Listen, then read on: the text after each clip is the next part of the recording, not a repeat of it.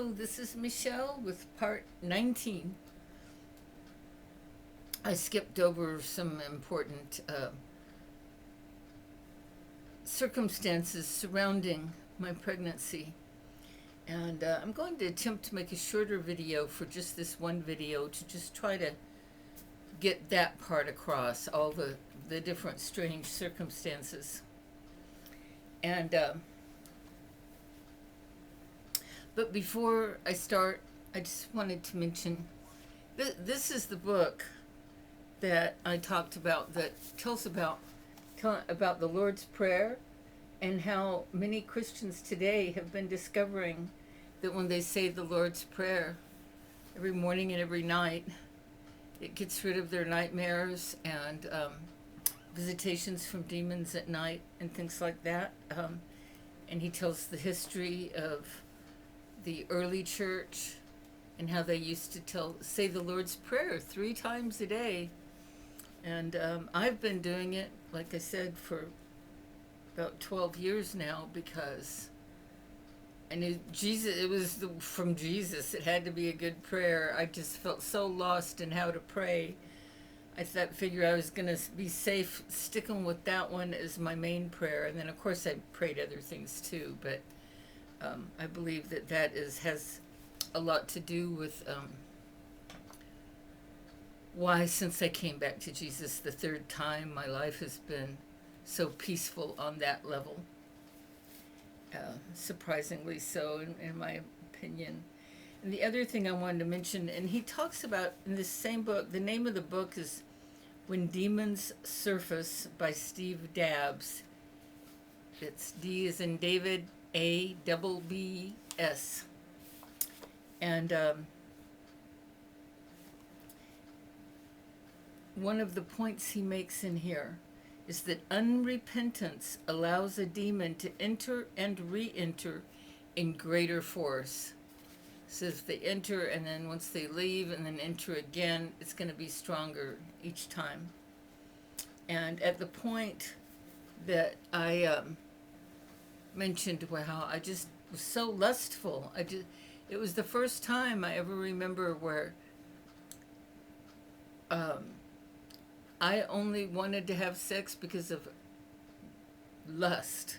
It wasn't, before it was always I was seeking love. But with this one, I wasn't even seeking love from Richard. I just had this incredible lust that I had never felt before. Not anything to that extent. And I do believe it is because of my unrepentance for fornication, also known as sexual activity outside of marriage. And so it's just an odd thing that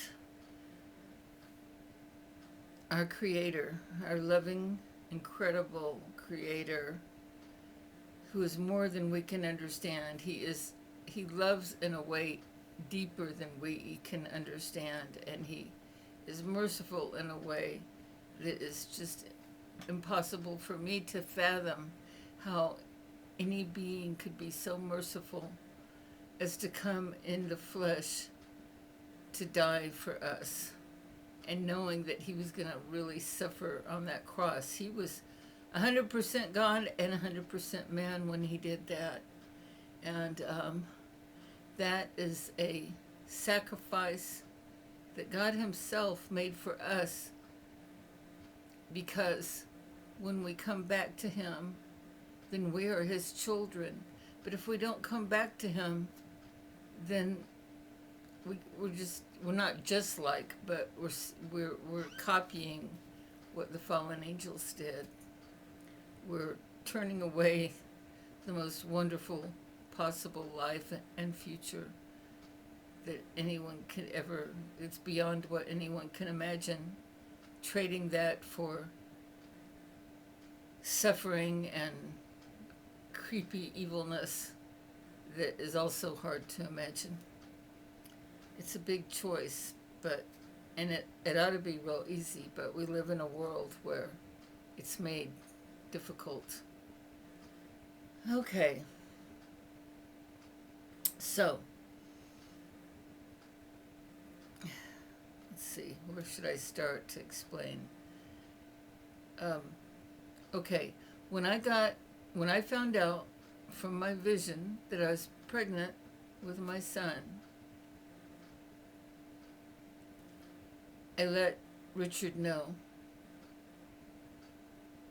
He didn't like that. He didn't want me to be pregnant. He made it clear that he didn't want to be a father. He wanted nothing to do with it. I was pretty upset to hear that because, you know, it's such a strong mindset that I wanted my child to have a father, and I wanted him to have a father that cared about him. And Richard was not filling that bill, and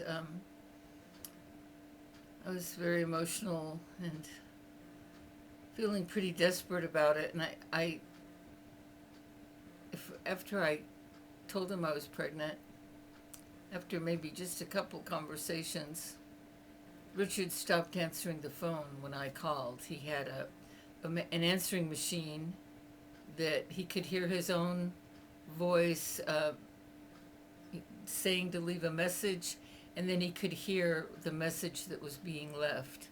And if it was somebody he wanted to talk to, then he could pick up the phone. But if it was me, he never picked up the phone. And that was very distressing to me at the time. And I knew I was going to have this baby. Abortion was not on the table. It wasn't going to happen. I had already gone through realizing how grievous it was going to be to not have a child, and I was not going to have an abortion. There was no way. I didn't know how I was going to do this, but I was going to have that baby. And at the same time, I was getting to know Greta better. That is the wife of my son's biological father was Richard, and his best friend was Lauren, and Lauren is the one who's the husband of Greta. And anyway, I got to know her better, and I would visit her, and she'd just tell me a lot of things. Well, once she realized I was pregnant by Richard, she knew that she should tell me something that she had kept secret because I was pregnant with Richard's baby.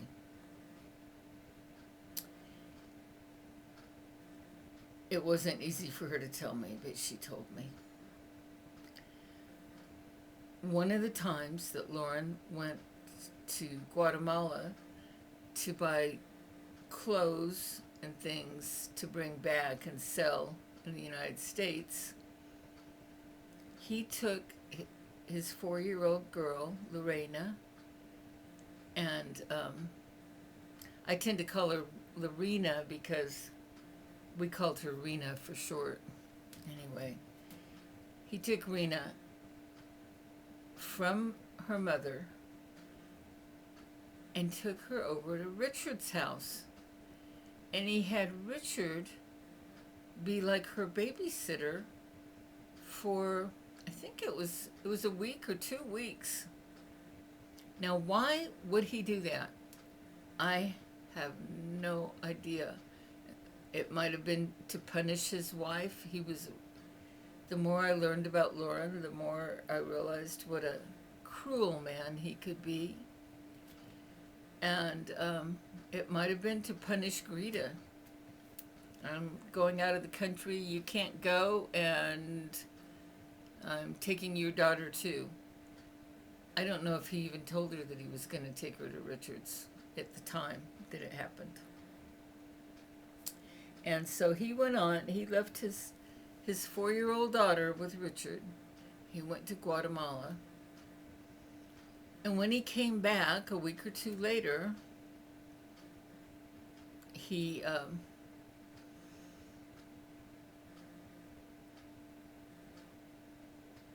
was at Richard's house, and he discovered Polaroid photographs on top of Richard's dresser. And they were what Greta called pornographic. She said they were pornographic pictures of her 4-year-old daughter. And when Lauren saw that, he grabbed them and put them in his pocket. And he brought them home. And he showed Greta, who went crazy. I mean, who wouldn't? Any loving mother to have something like that happen. She was so upset that she burned all those pictures. And by the time she told me about this, she really regretted she had burned those pictures because she wanted so badly to press charges, but she had destroyed the evidence. So she couldn't. But she wanted to at least let me know, since I was about to have his baby, what kind of a man he was. And that was really important information for me, because as much as I wanted my son to have a father, I did not want him to be under the influence. And I didn't even know for sure it was going to be a boy. And when it comes to men who lust after young children, sometimes you don't know whether it's a boy or a girl or both. I didn't know that at the time. I know that now. But anyway, there was no way I wanted a man like that to have access to my baby. And I knew that he was very wealthy. I mean, I mentioned earlier his family's money. And I was not. I was the opposite of wealthy. And you already know enough about my past to have an idea how easy it would be for him to hire attorneys who would hire investigators who could dig up things about me, like that I had been a stripper. And in fact, there was a whole nother time I was a stripper. That time it didn't even last 2 weeks. It lasted like one night. That was the first time I ever did it, was back in Denver, and maybe someday I'll tell you that story, but no reason to right now. But it's something else I knew the investigators might be able to find in order to show that I would not be a good mother if he was in a custody battle with me. Now, why would I be worried about him being in a custody battle? I just told you he had no interest in being a father. He didn't even want to speak to me after he knew I was pregnant. So why? I'd had a good reason. At the same time, I met a lady named Phyllis.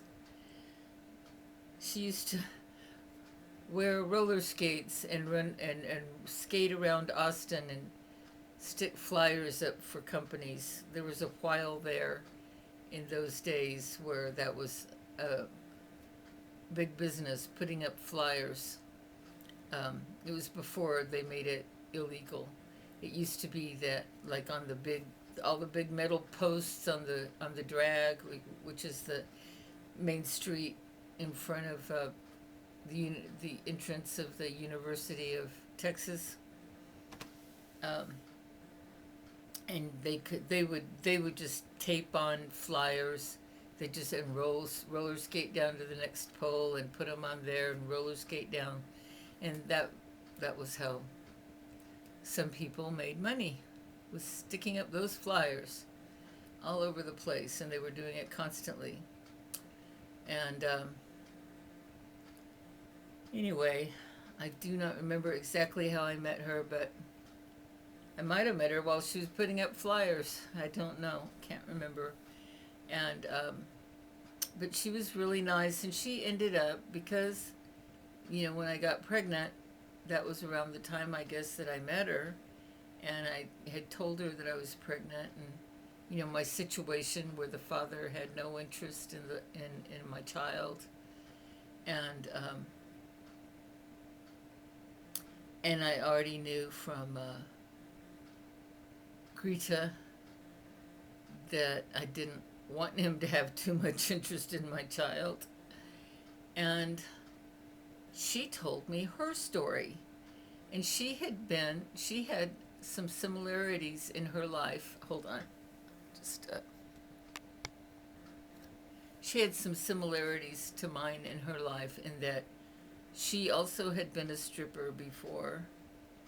And she also had gotten pregnant by a man who did not want the baby, didn't want to have anything to do with the baby, and was very cold to her when he found out that she was pregnant. And she said what happened was, and then apparently, according to her, this is not that uncommon. What happened was he was not interested in her baby, which turned out to, in her case, turned out to be a girl, until she was out of diapers and talking. And that's true. A lot of men are that way.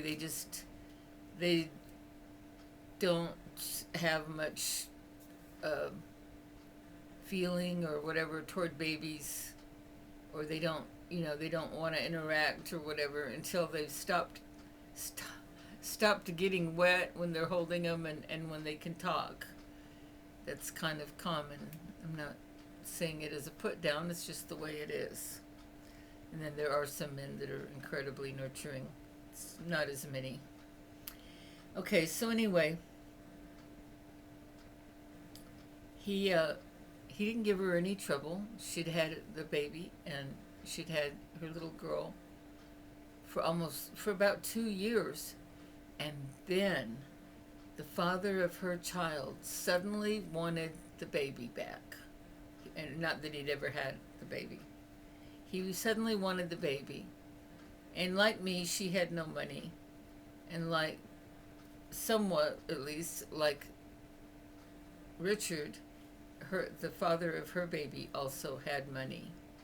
And he did go to the courts to try to show her to be a bad mother and all of this. And actually, it was really hard for her, but she did manage to keep custody of her child, except for I believe he had some kind of joint custody where he was allowed to visit her on weekends, or maybe in the summer. I don't remember what their deal was, but it was one of those kind of things.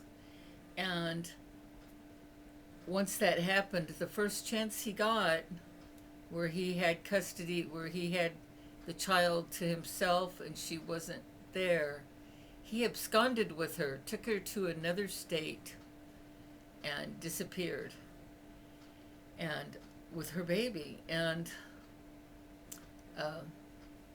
anyway, she told me her long story. That had happened more than once, and she had all the things she went through to find her child, and all the things she went through to get her back, and then getting her back, and then he did it again. And anyway, so she was warning me. She said there's a certain percentage of men that will do this, and they act like they're not interested until the baby's out of diapers and talking, and then watch out, especially if they have money and you don't. So I realized I needed to do something about this. And I think I said earlier that I only blackmailed somebody once in my life. When I do blackmail, I don't really mean it. I'm bluffing, and because there's one other time that this comes up.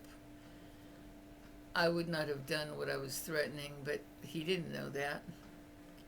And so that made the blackmail powerful for him, because he didn't know that I wouldn't really do what I said. But what I did was I first called, I found out there was a man that was a lawyer that was considered to be by somebody I knew, because I knew some people involved with law. And he was considered to be the top family law person in Austin and or in Texas, whatever. And I called him and asked him, and it's amazing I was able to do this without paying any money, but that's what happened. I actually got him on the phone and I asked him, I said, I'm pregnant with a man who's very wealthy, and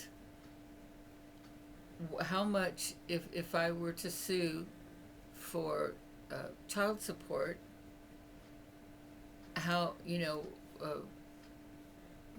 I don't remember my exact question, but that was what it was about. And his answer was, if I was totally certain that he was the father, which I was, he said, then there's DNA tests now, and it can be proven that he's the father. And if it's proven he's the father, you are entitled to 1/3 of his estate. And to somebody with a whole lot of money, that's a whole lot of money. And so I thanked him, and that was all I talked to the lawyer. And then I called Richard, who I knew was not going to answer the phone because he didn't answer when it was me. But I left a message explaining that I have recently talked to a top lawyer in family law and discovered that because of DNA, it could be proven he's the father, and that if I were to go for child support in the courts, I'd be entitled to 1/3 of his estate. And I said, however, if you will give me full custody of this baby, at this point I was about 4 or 5 months pregnant. If you will give me full custody of this baby within a reasonable amount of time, then I promise you I will not ever ask you for a nickel. I won't ask for child support. Because I knew that, like a lot of people who have money is more important to them than a lot of other things. And of course, I was pretty sure money was a whole lot more important to him than the baby I was going to have. So I got him in his Achilles heel there.